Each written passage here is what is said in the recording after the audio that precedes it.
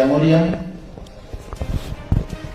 Home মিনিষ্ট্ৰীৰ north ইষ্টৰ joint secretary Satyendra Garg ডাঙৰীয়া, অসমৰ চিফ ছেক্ৰেটাৰী ডাঙৰীয়া, ডিজিপি ডাঙৰীয়া প্ৰমুখে, কৰ্পোৰ আৰ্মি কমাণ্ডাৰ ডাঙৰীয়া আৰু উপস্থিত আমাৰ বিভিন্ন বিষয়ববীয়াসকল, আজিৰ বিশেষ তাৎপৰ্য NDPৰ 4টা ফ্ৰেকশ্যনৰ সভাপতি প্ৰমুখে ৰঞ্জন দৈমাৰী ডাঙৰীয়া, গোবিন্দ বসুমতাৰী ডাঙৰীয়া, ধীৰেন বড়ো ডাঙৰীয়া আৰু চৰাইগা ডাঙৰীয়া, লগতে ইয়াত উপস্থিত আমাৰ বড়ো সাহিত্য সভাৰ সভাপতি, বড়োৰ বিভিন্ন জাতীয় সংগঠনৰ নেতৃবৃন্দ, মই সকলোলৈ এই সময়ত নমস্কাৰ জনাইছো।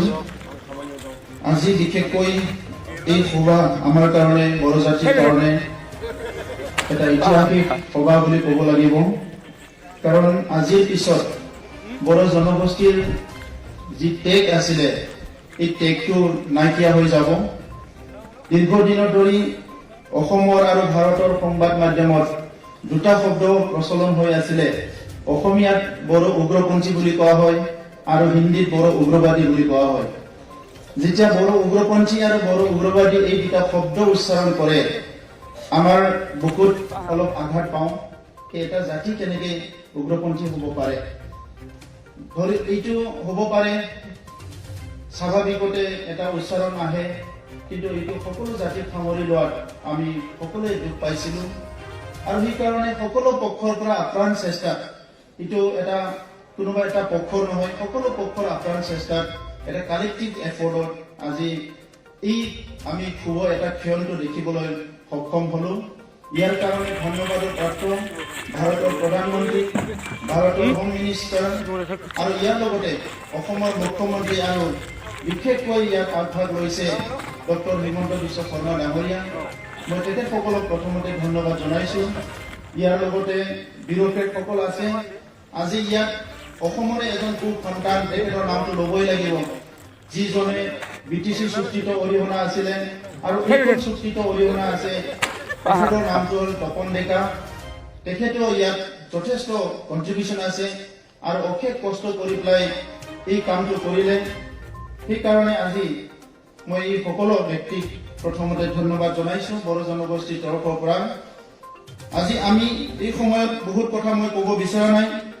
ভাইলেন্স আৰু নন ভাইলেন্স এই দুটা শব্দই আমাৰ কাৰণে ইম্পৰ্টেণ্ট।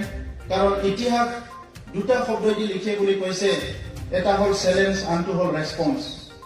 চেলেঞ্জ আৰু ৰেছপন্স এই দুটা শব্দই দি চব ইতিহাস ৰচনা হয়।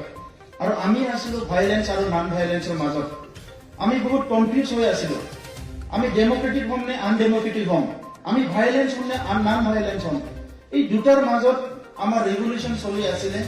আৰু ৰেভলিউশ্যন শব্দটো আমি দুইটা ধৰণে ব্যৱহাৰ কৰি আহিছিলো। এটা হ'ল জাতি ৰক্ষাৰ কাৰণে, আনটো হ'ল জীয়াই থকাৰ কাৰণে। আৰু এই ৰিভলিউশ্যনটো আহি আহি এটা অন্ত পৰিল আজি, যে যিটো নেকি অধিকাৰৰ ৰেভলিউশ্যন, অধিকাৰৰ সংগ্ৰাম NDP চুক্তিৰ দ্বাৰা এইটো সমাপ্ত হ'ল। কিন্তু নতুন এটা ৰেভলিউশ্যন আমাৰ আৰম্ভ হ'ল, এইটো হ'ল শান্তি প্ৰতিষ্ঠা কৰা ৰেভলিউশ্যন। আজি মহাত্মা গান্ধীৰ ইয়াত ভজন ইয়াত শুনাইছে আমাক। মহাত্মা গান্ধী ডাঙৰীয়াৰ যিবিলাক ভজন আছিলে, সেইটো মানৱতাক লৈ পেলাই গোৱা ভজন আছিলে। আৰু সেই ভজনত যি কথাবিলাক কৈছে, এইটো আমি বাস্তৱত ৰূপায়ণ কৰিব লাগিব।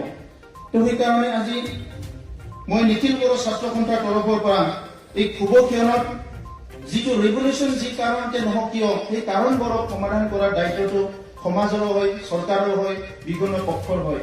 সেইকাৰণে মই অসম চৰকাৰক প্ৰথমে আহ্বান কৰিছো, যিখন চুক্তি কৰিলে এই চুক্তি আকৰে আকৰে যাতে ৰূপায়ণ হয়। পুনৰ বড়ো যুৱকসকলে কিতাপ পঢ়িবলৈ বাদ দি পেলাই যাতে ৰাজপথত আহিব লগা নহয়, সেইটো অসম চৰকাৰৰ সন্মানীয় মুখ্যমন্ত্ৰী আৰু অসম চৰকাৰৰ অন্যতম মন্ত্ৰী ডক্টৰ হিমন্ত বিশ্ব শৰ্মা দুইজনৰ ওপৰত নিৰ্ভৰ কৰিছে। মই আপোনালোকক এই সময়ত এই অনুৰোধটো ৰাখিছো। শান্তি, পিচটো সদায় প্ৰাইচলেছ। পিচটো আমি পোৱাটো ইমান সহজ নহয়। আজি আমি শান্তি চবে বিচাৰো।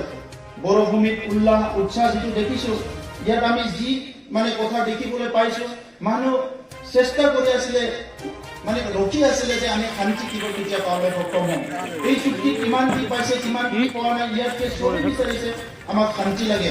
আৰু শান্তি পাই আজি যিটো উল্লাস হৈছে, ইয়াত আমি বুজিবলৈ পাইছো যে